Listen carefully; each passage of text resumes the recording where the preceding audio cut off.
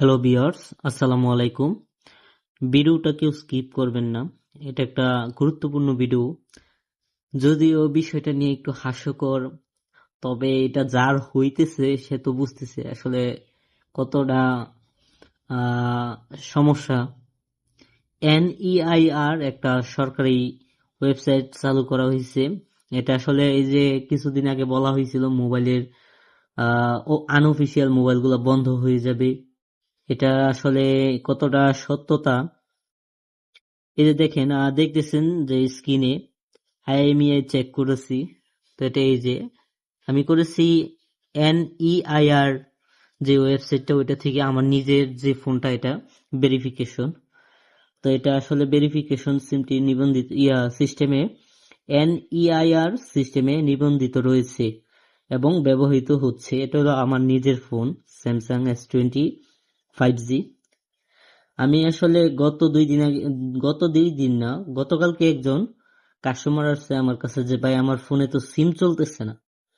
তো আমি বিষয়টা আসলে ততটা গুরুত্বপূর্ণ মনে করি না। আমি বলছি যে এখন চলে না, হয়তো বা সিম লাগানো হয় নাই, আপনি নিয়ে এসে নেক্সটে দেখবো না। বলতেছে যে সিমটা তো খুইলা লাইছি। তো সকাল সকাল আমি কিছু ইনফরমেশন পাওয়ার পর বুঝলাম যে আসলে হয়তো এই সমস্যা হয়েছে। এবং আমি আরো কয়েকজনের কাছে খবর পাইছি যে হঠাৎ করে সিমে নেটওয়ার্ক, মানে মোবাইলে নেটওয়ার্ক আসতেছে না।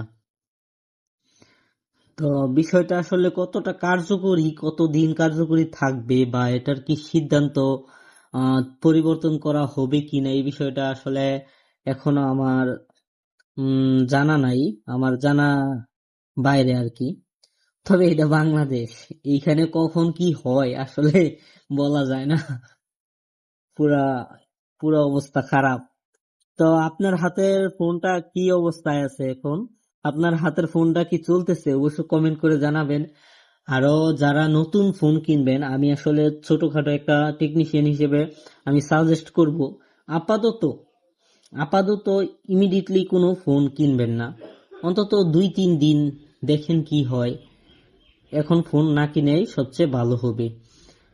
আর যারা ফোন নিয়ে সমস্যায় পড়ছেন, মানে সমস্যার মধ্যে পড়ে গেছেন, আসলে আমি আমার আশেপাশের লোকজনদের বলতে চাই যে আপনারা কোনো সমস্যায় পড়লে আমার এখানে যোগাযোগ করবেন। আমি সর্বোচ্চ চেষ্টা করব যে আসলে এটা কোনো সমাধান আছে কি না।